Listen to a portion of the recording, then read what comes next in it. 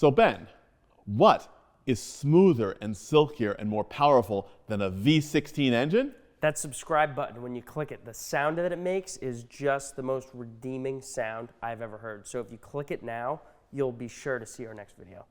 Unbelievable, but true.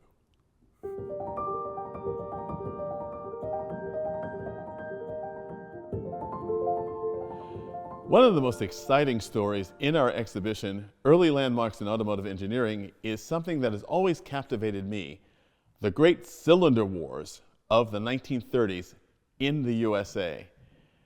Ben, this is a remarkable story of how, at the most unlikely of times, manufacturers fought to build the biggest, smoothest multi-cylinder engine they possibly could. Yeah. The age of the V16 had arrived in America. Yeah, and Donald, it really wasn't just about brute power either. Like you said, it was about smooth performance, easily accessible performance, but also ease of building. It actually, the V16 actually took up less space than a lot of inline 8s in the engine bay, and kind of allowed them to consolidate space and consolidate parts. And of course, the king of the V16s was the Cadillac. This is a 1931 Cadillac V16 Roadster. And it's also one of those very interesting stories to me, the fact that the Cadillac 16, the Marmon 16, and the Peerless 16 all coexisted. And to say coexisted is a bit of an overstatement, because Peerless basically never got into production with their. Marmon did indeed get into production, but missed out by coming out after Cadillac, where there's a wonderful story as well about the fact that the fellow who developed the Marmon 16 went to work for Cadillac and became the head of their 16 program, and allowed Cadillac to bring it to market first. But it's one of those things that Cadillac, backed by the great might of General Motors, delivered a 1-2 punch to the competition, because not only did they introduce the V16 in 1930, but in 1931, a V12 to follow it up. So it was this great effort that, when you realize that at this time, Ford was selling a V8 to the middle class. So a V8 was not a big deal. So if you were really going to manufacture and market a luxury car, you had to have more than 8 cylinders. Yeah. And if anyone was going to be able to market anything, it was General Motors in the early to mid 1930s, as shocking as that might sound. But there are a whole range of vehicles with Chevrolet and LaSalle, and of course Cadillac's different variety of engines allowed them to really dial in the different options you had in these different vehicles. You know, like things like hood vents and spare tire mirrors, and these little nuances that you couldn't find on the low range, but you kind of had to pay more for in the high range. Oh, and by the way, you're getting a V12 or V16 that didn't hurt either. It was a time. You bring us something which I think is very important, something that's difficult for a lot of people to understand today. You saw the difference in what you spent. Yes. Yeah. The difference between this Cadillac and a Chevrolet of 1931 is dramatic. But it's not like you couldn't see the resemblances. It's a very similar thing today you're seeing with manufacturers, but today every car clearly looks very similar or the same. But if you're coming at a car like this Cadillac, you can see it's a General Motors product, but you don't see the V16 badge until you get very close. And things like the radiator vent and other details are just that make it obvious the closer you look. Well, you bring up another point which is close to my heart. Of course, I love design. Yep. And this was one of the early products of the Art and Color section of GM, which had been established in 1927. Yep. And the LaSalle was the first car produced by that division. And so they also brought with their in-house coach builder, Fleetwood, a level of style that had only been seen in the most expensive European and English cars. So that was another great advantage. And they didn't stop there, because this is acknowledged as being one of the first designed engines. All of the plug wires are hidden under a cover. Yeah. The valve covers are finned just for decoration, not for cooling, just for decor. Yep. And the level of nickel plating and the enameling, it was designed to look very impressive. And when you had a V16 Cadillac, you didn't have to be a chauffeur or a mechanic to want to have your hood open, because if you were a gentleman of town, it's would you like to take a look at my 16-cylinder Cadillac? Well, absolutely, sure. I have no idea how it works, but isn't it impressive looking, you know?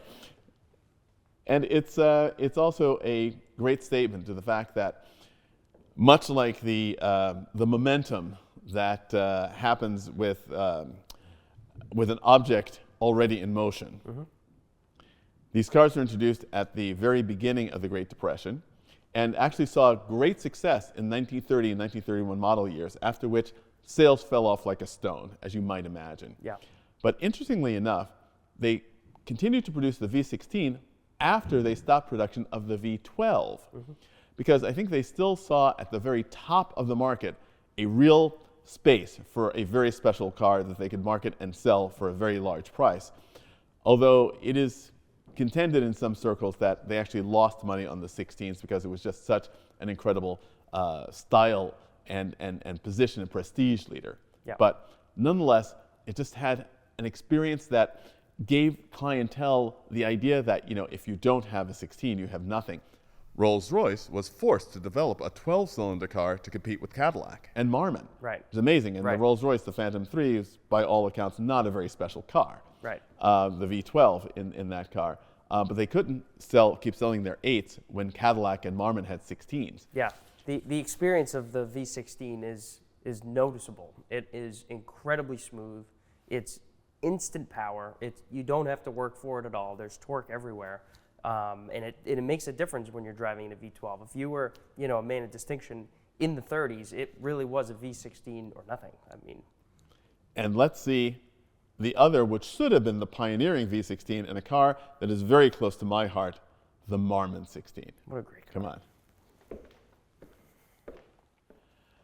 So, the car that should have taken the market by storm, the Marmon 16. Marmon built cars that were very conservative.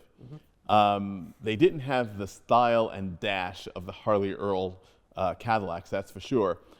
But this Marmon is one of my favorites. This is the LeBaron Coupe, very, very rare example, 1932. It's amazing to think that by 1933, the company would be bankrupt and shut down shortly thereafter. Right. I have the opportunity to drive this car. You'll see it on a video on the Audrain Museum network.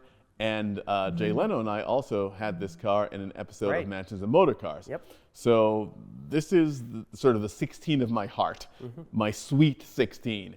And this is an amazing car. And you think about what Marmon accomplished was quite remarkable, because this is the pure essence of the engineering brilliance of the 16. It's not about flash. It's not about power, although this is a 200 horsepower engine. Second only at the time to the 265 of the Duesenberg Model J. Right. So this is the second most powerful engine you could get in an American car. And it offers a level of performance that is just hard to imagine. And in a way that I've driven some vintage Bentleys from the same period of time, and they have a great deal of grunt, which is wonderful. But that kind of power with this smoothness, to me, is absolutely magical. Yeah, it's sort of like the GT3 Touring of 1931, you know, without the flash and dash, you know, it's just all business. But 200 horsepower out of any sort of power plant in 1931 is just astounding. But there are some nice details that you get with the pop-out windshield and just a nice spacious interior. But it's sort of like a driver-focused V16. There's really no frills. It's a cloth interior, but you know, the seating position is nice and everything is just as you'd expect it. There's no clunkiness about it, and like you said, it has all the power that you'd expect from a 16. And it's also something that perhaps, and this is just my imagination, you mentioned that the GT3 Touring. Most of the Marmons were sedans that were built. Yeah, right. Rather boring, sort of standard, staid-looking sedans. And I think that if this wonderful engine, aluminum block engine, steel liners, amazing power plant, could have been seen in more dashing coachwork. Yep. I mean, I think this would have been a great car to sell to Europeans at the time, those few who still had money. You know, rather than buying an Isotta or a Lagonda or a Rolls-Royce or a Bentley. They could have gone for one of these. Right, and you know, because of that reason, a lot of the owners of these cars were driven in them, and they really weren't, you know, ever sold to be, you know, driver-focused vehicles. But this one obviously is a car you're not going to sit next to your chauffeur in. But, you know, I don't know how many of these they made. Obviously, it wasn't many. But, yeah, I think you're right. If there were more of these, I think it would have been a different outcome. And I actually, as I glance back, the rumble seat. Rumble seat. So I guess maybe I'm wrong. Maybe you would get chauffeured from the rumble seat. I don't know. I think not. And frankly, I think that those owner passengers as opposed to owner drivers missed so much of the experience of what this car was. And again, thinking about another part of the show, when we looked at some of the earlier cars, the pre-World War I cars, the variety of propulsion, the electric and the steam, and the way they went away during World War I because of the development in bomber engines, for example, and tank engines. It's the same thing here. With the 16-cylinder engines of the late 1920s, early 1930s, by the time the Depression really sank in and these cars disappeared by the mid-1930s, it took a very long time for this kind of smooth, quiet performance to come back after World War II until the invention of the V8, the overhead valve V8 in Cadillac in 1949.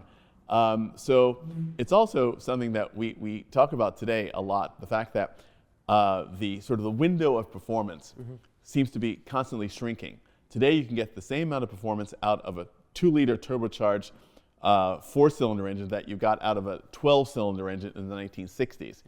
And so these great sort of symbols of extravagance, a 16-cylinder engine, after World War II, you had flathead 8s that put out the same power.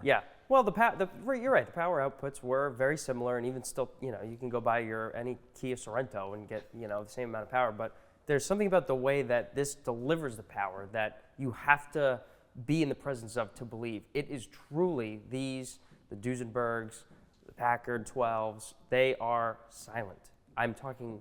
You have to really put your ear to them to make sure they're on, and that's really a quality you don't see today unless it's a Rolls Royce or maybe a Maybach. But the way they built these cars is really a testament to the times and is a time that we're not going to see, I don't think, ever again.